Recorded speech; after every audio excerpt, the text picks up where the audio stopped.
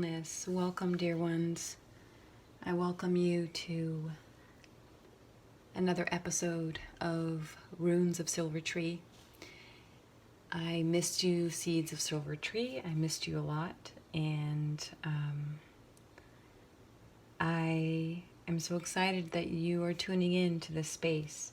I hope everyone has had a very fulfilling full moon. This past full moon was pretty intense, but now that the portal has closed, we are on to a new space, new energy, a new frontier, if you will. We're moving and marching towards, I should say, rolling towards a new month. Wrapping up the month of July. I feel like July has gone so quickly. Summer is passing so quickly, but like the river, like water, it seems, on the surface it's moving, very fast, but you have to understand that the current is moving even faster. That's underneath the surface. So that's that deer energy, that fast movement, fast paced. So today's topic is when you meet your mirror. When you meet your mirror. This is my first official love reading that I am going to, I intend to do once a month, every month for the Human Collective. And I felt pulled to this because I'm in my season of the deer, and the deer for me is symbolic of the element of water, right? What flows through our veins, what we cry, and the tears that we cry, the I feel like it's the water is everywhere and in flow everywhere, and so. If you find during this season of the deer medicine, if you are observing with me, question how you're connecting to the water energy at this time. I know we're in the middle of summer and we have our summer storms, right? If you have rivers or lakes or any body of water to visit, I would highly suggest that you do that. If you're not near a body of water, what is your relationship to it? Are you drinking enough fluids, right? It's very hot. It can be very dry in certain regions in the US and around the world. So, it's just a simple question. What is your relationship to the element of water, and how is that surfacing in your reality? So let's dive into the rune for this week here. We have the star rune. The star rune represents the ultimate supreme bliss, joy, source. It is the rune of the butterfly. Yes, the butterfly is my fifth medicine, my fifth spirit guide, the white butterfly. And if you ever look at a butterfly, they are often very interdimensional. So, you blink your eyes once and they appear, and then you close your eyes and open them again and they're fluttering off to another space. So with the butterfly wings, okay, we have the body, right? We have the body, and then we have the two wings that connect itself to the body. All right. And again, without the body, connection cannot be made, right? Without the body, we lack center. We lack our core. And without wings, we can't fly. We have no imagination. So, if you look deeper into this symbol here, you see a line and you see two X's. This is the body, these are the wings. But I want you to take this image of the butterfly, okay? And it's very beautiful. When I studied insects when I was a young one, and in school I was in the age of 13, and I was taking ecology / biology, and we had a summer project where we had to collect insects. And unfortunately, to collect the insects, we had to kill them to study them.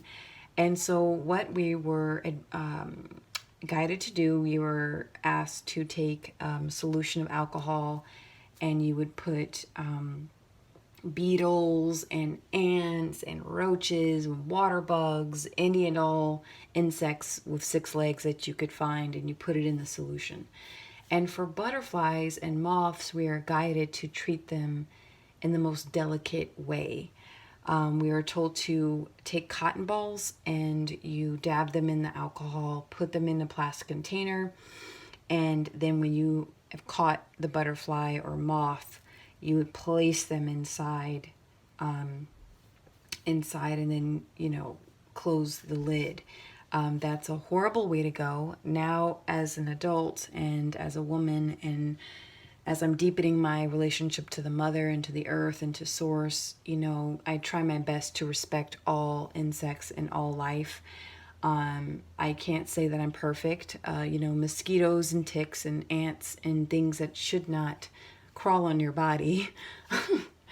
Sometimes they have to transition a little earlier than I'd like, but anywho. So here we have the wings, and I want you to look at where they meet. You see two wings on each side, right? And even as you flip it, you see the body, and then you see 2 open wings. Now, the title of this message today is When You Meet Your Mirror. ... When you meet your mirror. This is a love reading. So, I used to be very heavy on the whole soulmate thing, the esoteric, metaphysical paradigm of soulmate energy and of twin flame energy. I went through that very heavily in the early 2010s during my spiritual awakening I had a few years ago, several years ago actually. I couldn't quite understand, or I had a desire to understand why some people, you click very well with, and others you don't. You either repel each other, going your opposite way. It's almost like the lesser than, greater than math symbols, right? And they just kind of repel. And they don't meet in the middle, and they just go their separate ways. But then you have a connection where your energies just meet right in this timeline in your lifetime. Somewhere in your lifeline, you meet another individual or individuals, but specifically a lover, right? And you meet them right at a specific time, a specific space, specific place, and that you are in your emotional, mental, spiritual, even psychic development as a human being, and you meet them right at the right time, right space. All the lines meet. Star-crossed lovers, right? All these energies meet in the middle, and then you have this explosion. I see a star, and I see an explosion of energy when this meeting takes place. And so you see here, when we are mirroring another, right? When we are reflecting back to one another, it's a beautiful thing. It feels like, fireworks going off.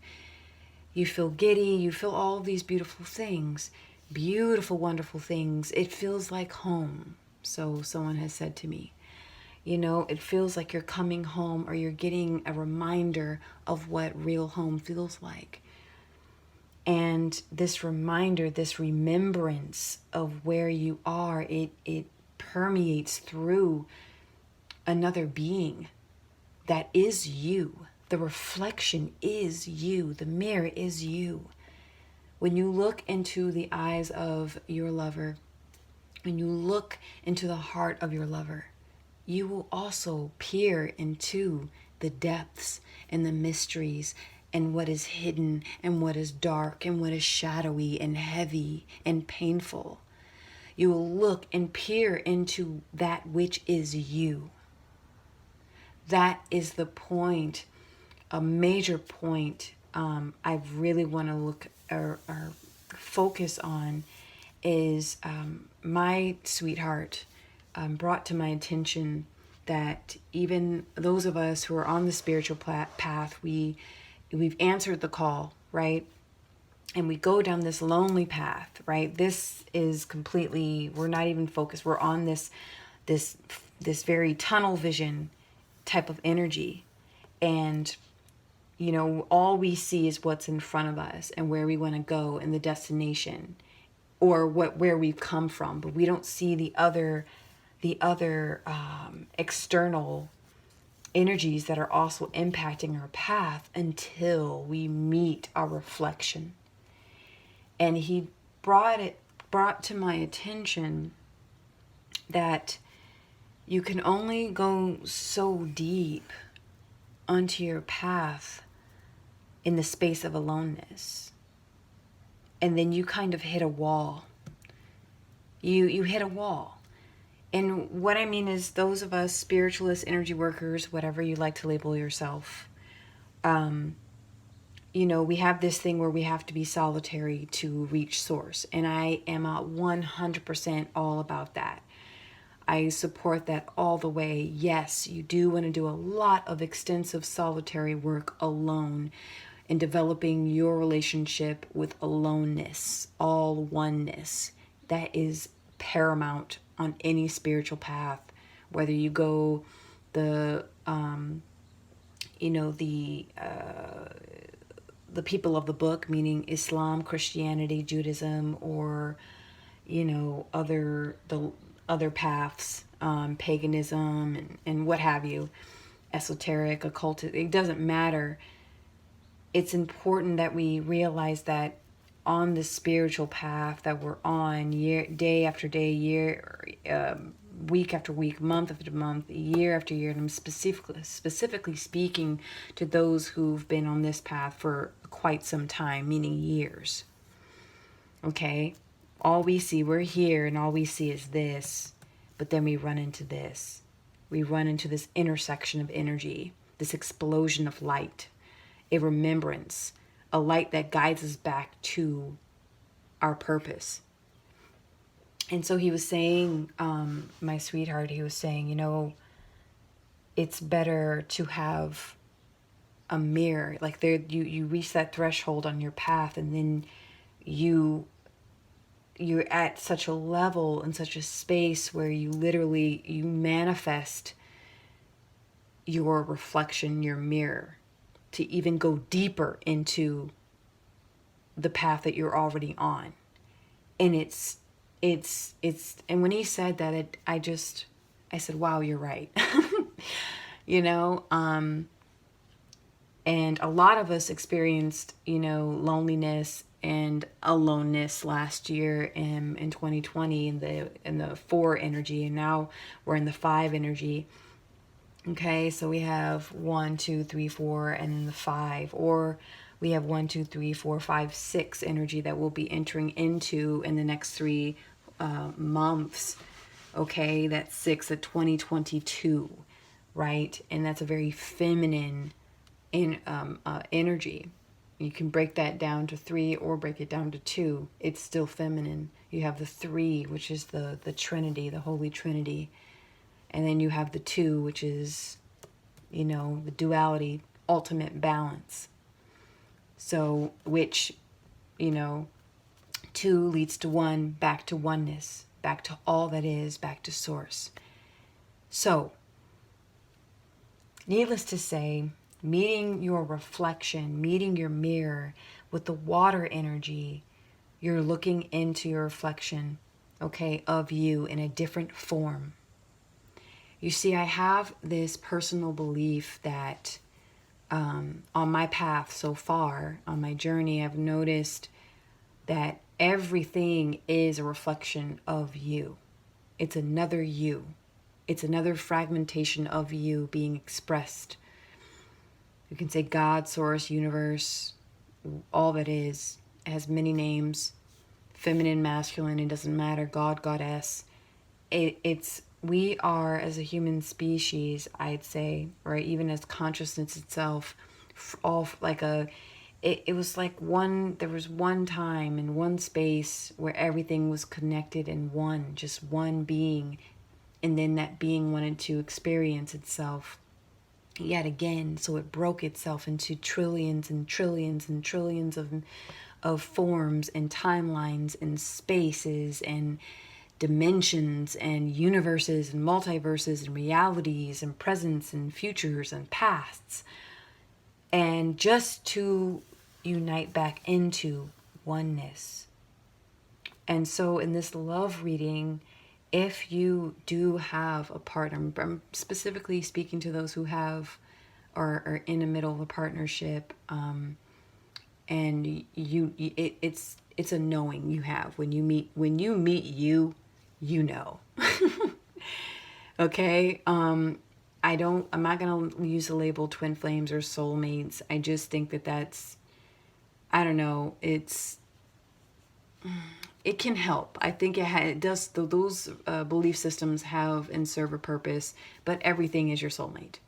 You know, once you get past the illusion of separation, you just truly begin to see that everything is a reflection of you.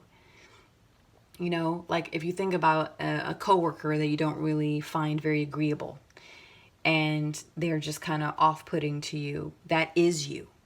Everything that they're putting off to you is a reflection of you, right? Now, I'm not saying that you're at that negative level, but you have the same capacity within yourself. And that activates deep compassion and patience and tolerance. Okay? So, and look at all this energy here, right? All this energy that you bring into the body. All this energy that you bring into the body, or he or she brings into the body, or they bring into the body. All of this, man, and you're meeting smack in the middle. And sometimes it's not going to be pleasant. That's all I have to say. Because if you think about yourself as an individual, okay, separate from the whole, as a sovereign being, there are days where you absolutely are feeling yourself. You love yourself. You're confident in yourself. You're confident in your being. You're confident in what you're doing. Then there are days where you don't feel good. You feel ugly. You feel down, you know. And there are some people who experience extremes, right? Extreme levels of ecstasy and then agony. And some of those are neurological disorders. Others, you know, majority of people don't experience those highs and lows to such an extreme. But we all go through those days and moments where we are really loving ourselves, and then we're just not. You know, one day you're just, you know, I'm going to say this since I'm, you know, on the topic of mirrors and water and reflection. There are days where I just kind of avoid looking in the mirror. Like I just can't be bothered. And then there are other days where I feel good, I feel confident, and I look in the mirror and I'm like, I like what I see. Other days I just avoid it. So, you know, it's all about being in flow in the deer season. But going and committing to a direction, right? Going and committing to the direction, all the energy that you and your partner are bringing into the body and into the space, it has to go in some kind of direction, or it dies. I say that because the deer energy, okay, has to make pivotal decisions in a split moment at times to save itself.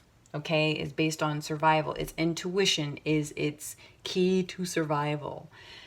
And if it's hesitant and going in one direction, it's not going to make it. It gets got, okay? It becomes a meal, or to someone, a hunter, or to a wolf, or to a predator, something. So the deer medicine teaches us to be intuitive in our partnership, okay, together. And we have to go through the muddy waters, right? And clear out. And those of you who are in very spiritual partnerships, because not everything, here's the thing with spirituality, okay? Everything is already spiritual. The only difference between someone who claims to be spiritual and someone who isn't is the awareness of the self, awareness of all that is. Not everyone is meant to go so deep into their spirit, into the path, into awareness, into their consciousness. You know, that really, there are human beings that are playing out a role, they're playing out a character in this reality, okay? And it's very superficial. It's following a code in the matrix.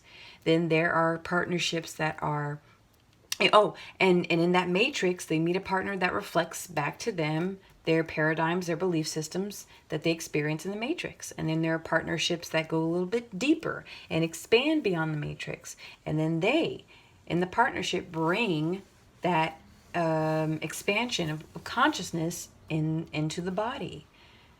So, you know, this type of I'd say, this rune, the energy of this is really getting in, knowing that in your partnership, it's going to bring you into the body, and it's going to bring out and expel. You see that there, that V? It's going to expel all that isn't needed, and it's going to pull in all that is desired and needed for you, right? So I'm going to end this message here. Thank you so much for tuning in to this space, my dear seeds of Silvertree. If you'd like a personal reading, please leave a comment below, contact me online. It's www.silvertreesounds.com. Also check out my my music channel, Sounds of Silvertree, or SLVRTR, where I, post periodically my experimental and spiritual music. Thank you so much. Wholeness, and please remember, expand your consciousness, embrace supreme loving guidance, and evolve your human being. Continue to have a wonderful, wonderful day or night. Thank you and love to you.